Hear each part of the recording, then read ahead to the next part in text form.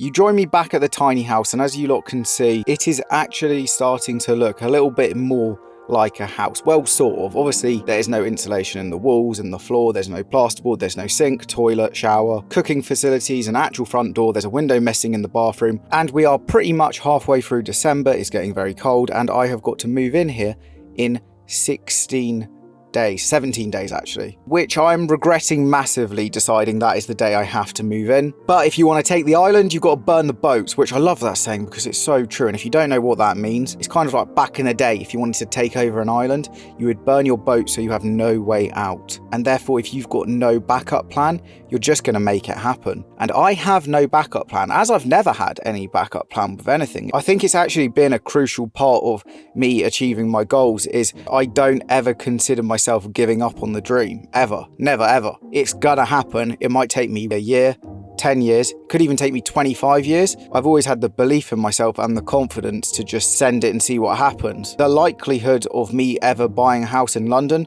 was very low probability. But just because something's got a low probability doesn't mean you shouldn't strive for it, because, well, if you want to guarantee the probability of not succeeding in something, you should just never attempt it at all. Now, when it comes to something like this tiny house, I've got this pretty insane deadline to meet, and therefore there's a lot of things that need to be done. And with everything to do with building, there is a process to it. There's stages. You obviously can't put plasterboard on the stud walls until there is insulation within those walls. You can't tile a bathroom until all of the stud walls, the flooring, the plumbing, all of that stuff done. It's all just a constant workflow. And the truth is, when it comes to DIY renovating, or if you've bought a terrace house right now and you're in the middle of renovating it, you can make your life miserable if you don't plan it.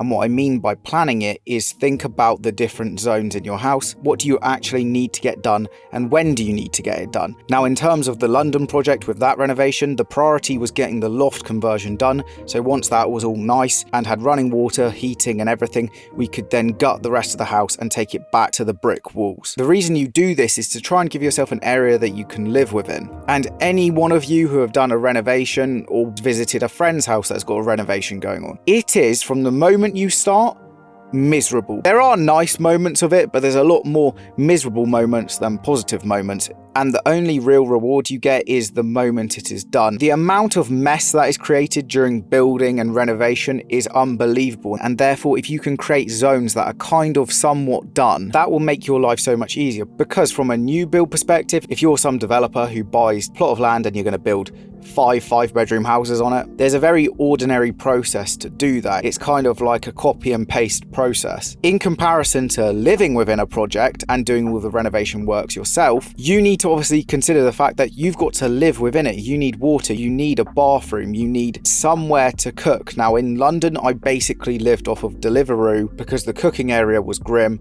and from a time perspective, if I could just get some restaurant to cook me food and then I can carry on working until the point it's delivered, eat the food in 30 seconds and then get back to work, that was really beneficial. But if you live in an area which doesn't have Deliveroo, then you're going to obviously have to create somewhere that you can have a fridge, an oven, a sink. It's not glamorous, it's in fact miserable, but you only have to suffer for a short amount of time, like a few months, and then once it's all done, you'll look back and be so grateful when your kitchen is all done. How that then relates to this tiny house is I need to start thinking right now about the zones, because obviously it is pretty much all watertight.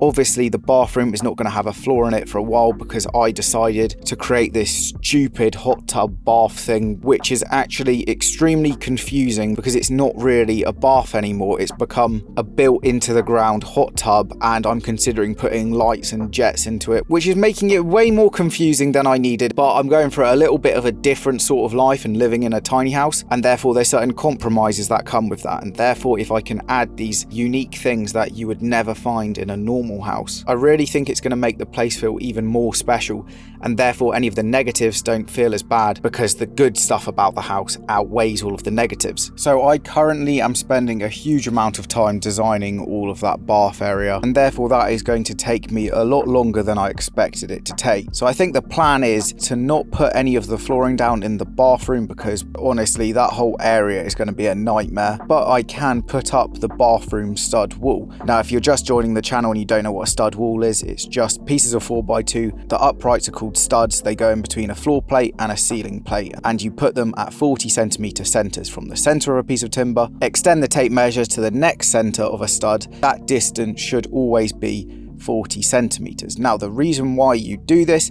is I think it's due to plasterboard, because plasterboard comes in standard sizes. If you remember a few videos ago, the other issue with this bath is the quantity of water that I'm going to need, and therefore I'm going to have to buy a stupid size hot water tank, so therefore I have enough hot water. And this is what I was saying about the knock-on effects of these ideas. This is where the money starts to disappear, because you go, oh, I'll just make the bath a bit bigger, and therefore now you need to upgrade the hot water tank. It's annoying and I hate spending money, but it is what I'm going to have to do in order to get this bathroom looking the way I want it to. And as some of you already know, I do some interesting maths when it comes to justifying the costs that I have. For example, because I saved like £1,000 the other day on timber, that now means I've got £1,000 to spend elsewhere on the tiny house. Now, what was just going to be a really nice shower tray has become a hot tub bath. I just am always transferring that saving on to another part of the house, and that is how you can get a really high-end look for a lot less if you're saving elsewhere. For example, my brother and me installing the steels on the London project, that labour cost, because it was actually quite an involved process of getting the steels in, I think we got quotes that were between 8 and 10 grand to do it, and therefore we just did it ourselves in 2 days. And then we just thought, okay, well, we saved that money, let's transfer that savings to the kitchen so the house has a proper wow factor. The kitchen that I'm going to be going for in the tiny house is going to be very, very different.